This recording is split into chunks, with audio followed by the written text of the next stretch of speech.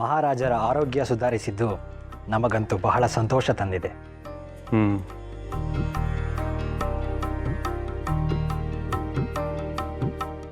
ಗುರುಗಳಿಗೆ ಪ್ರಣಾಮಗಳು. ಶ್ರೀಹರಿ, ಹೇಳಿ ಕಳಿಸಿದ್ದರೆ ನಾವೇ ಬರುತ್ತಿದ್ದೆವು. ಮಹಾಪ್ರಭು, ನೀವೀಗ ನಮ್ಮ ಅತಿಥಿಗಳು. ಅತಿಥಿ ದೇವೋ ಭವ, ರಾಜ ಪ್ರತ್ಯಕ್ಷ ದೇವತ. ನಾವೇ ಬಂದು ವಿಚಾರಿಸಬೇಕಾದದ್ದು ನಮ್ಮ ಧರ್ಮ. ಅದೂ ಅಲ್ಲದೆ ಶ್ರೀಮಠದ ಪೋಷಕ ಪ್ರಭುಗಳು ತಾವು. ಗುರುಗಳೇ, ಅದು ನಮ್ಮ ಕರ್ತವ್ಯವೆಂದು ಭಾವಿಸಿದ್ದೇವೆ.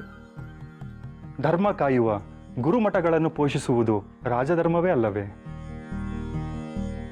ತಮ್ಮ ರಾಜಧರ್ಮದ ನಿಷ್ಠೆಯಲ್ಲಿ ತಮ್ಮ ಆರೋಗ್ಯ, ಆಯಸ್ಸು, ಯಶಸ್ಸು ಅಡಗಿದೆ ಎಂಬ ನಂಬಿಕೆ ನಮ್ಮದು.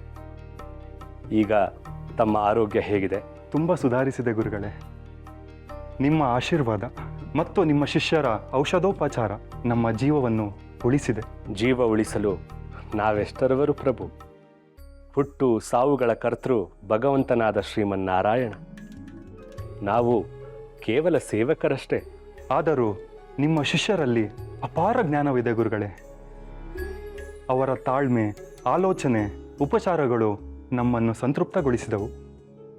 ಅವರೇ ಮುಂದಿನ ಪೀಠಾಧಿಕಾರಕ್ಕೆ ಅರ್ಹರೆಂದು ನಮ್ಮ ಅಭಿಪ್ರಾಯ.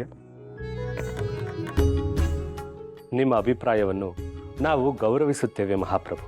ಆದರೆ ತನ್ನ ಪೂಜೆಗೆ ಯಾರು ಅರ್ಹರೆಂದು ನಿರ್ಧರಿಸುವವನು ಆ ಮೂಲರಾಮ. ಅದು ಅವನ ಇಚ್ಛೆಯಂತೆ ನಡೆಯಬೇಕೆಂಬುದು ಈ ಮಠದ ಪರಂಪರೆ. ಅದಕ್ಕಿನ್ನೂ ಬಹಳಷ್ಟು ಸಮಯವಿದೆ.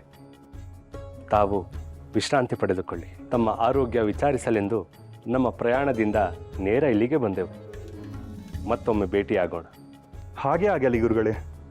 ನಮ್ಮ ಬಗೆಗಿನ ತಮ್ಮ ಕಾಳಜಿಗೆ ನಾವು ಚಿರಋಣಿಗಳು. ಶ್ರೀಹರಿ, ಸಕಲ ಇಷ್ಟಾರ್ಥ ಪ್ರಾಪ್ತಿರಸ್ತು.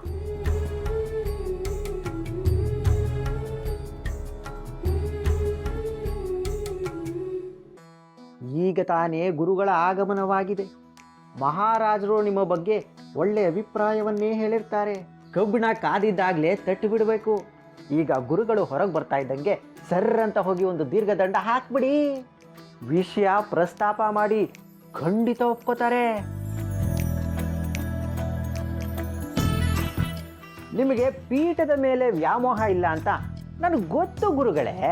ಆದರೆ ಮೂಲರಾಮನ ಪೂಜೆ ನಿಮ್ಮ ಜೀವನ ಸಾರ್ಥಕ ಪಡಿಸ್ಕೊಳ್ಳೋದಕ್ಕೆ ಇದಕ್ಕಿಂತ ಒಳ್ಳೆಯ ಅವಕಾಶ ನಿಮ್ಮ ಜನ್ಮದಲ್ಲಿ ಸಿಗೋಲ್ಲ.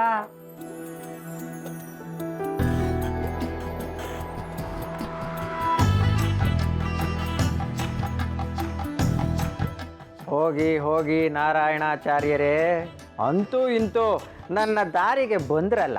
ಪೀಠ ನಿಮ್ಮದು, ಅಧಿಕಾರ ನನ್ನದು, ಮೋಕ್ಷ ನಿಮಗೆ, ಭಂಡಾರ ನನಗೆ.